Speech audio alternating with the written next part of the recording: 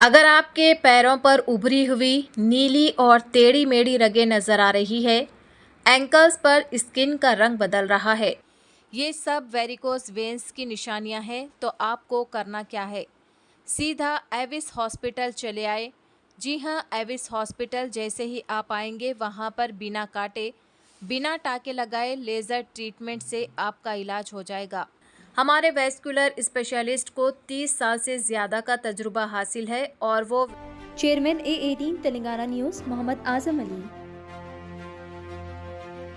Farmer Bharatiya Janata Party BJP MLA T Raja Singh ने इशारा दिया है कि वो दोबारा बीजेपी में वापस आने में दिलचस्पी रखते हैं। साथ ही उन्होंने तेलंगाना बीजेपी लीडरशिप से अपील की है कि पार्टी के अंदर के इख्तिलाफात और फंक्शनल पॉलिटिक्स को साइड में रखकर तेलंगाना में पार्टी को मजबूत करने पर तवज्जो दी जाए। बीजेपी के ऑर्गेनाइजेशनल अफेयर्स पर एक वीडियो मैसेज में राजा सिंह ने कहा कि पार्टी की नेशनल एग्जीक्यूटिव में तेलंगाना का कोई रिप्रेजेंटेटिव नहीं है। उन्होंने सीनियर स्टेट लीडर से इस मामले पर गौर व फिक्र करने की अपील की। राजा सिंह ने याद दिलाया कि पहले तेलंगाना के कई लीडर्स बीजेपी की नेशनल ऑर्गेनाइजेशन में अहम जिम्मेदारियां संभाल चुके हैं और पार्टी की तरक्की में अपना किरदार अदा कर चुके हैं। భారతీయ జనతా పార్టీ జాతీయ కార్యవర్గంలో తెలంగాణకి ఒక్క పేరు కూడా అవకాశం ఇవ్వలేదు. గతంలో చాలా మంది పెద్ద నాయకులకి జాతీయ కార్యవర్గంలో మంచి మంచి పదవులు కూడా ఇచ్చినారు.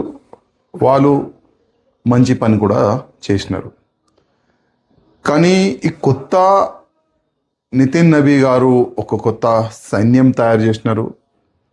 ఎట్టి పరిస్థితిలో ప్రతి ఒక్క రాష్ట్రంలో భారతీయ జనతా పార్టీ స్ట్రాంగ్ కావాలి, భారతీయ జనతా పార్టీ గవర్నమెంట్ రావాలని ఒక మంచి ఆయన ఒక యుద్ధం చేయనీకో సైన్యం తయారు చేసిండు. కానీ తెలంగాణ నుంచి ఒక్క కూడా పేరుని వాళ్ళు ఇంక్లూడ్ చేయలేదంటే మన తెలంగాణ పెద్ద నాయకులు ఒక్కసారి ఆలోచన చెయ్యాలి. ఎందుకంటే ప్రతిసారి గ్రూప్ రాజకీయం ప్రతిసారి కంప్లైంట్ ఢిల్లీకి వెళ్ళాలి, కంప్లైంట్ ఇవ్వాలి. ఈ పెద్ద నాయకులు కూడా అరే ఈ తెలంగాణ మన బీజేపీ అధికారులు మారరు, అందుకోసం వేరేకి అవకాశం ఇద్దామని ఆ విధంగా ఆ యాంగిల్లో వెళ్ళినారని నేను అనుకుంటున్నాను. కనీసం ఎప్పుడైనా మా తెలంగాణ నాయకులకి నా ఒక నివేదిక, మీరు ఈ గ్రూప్ రాజకీయంని పక్కా పెట్టి మనమందరం ఒక్కటే, మన లక్ష్యం ఒక్కటే.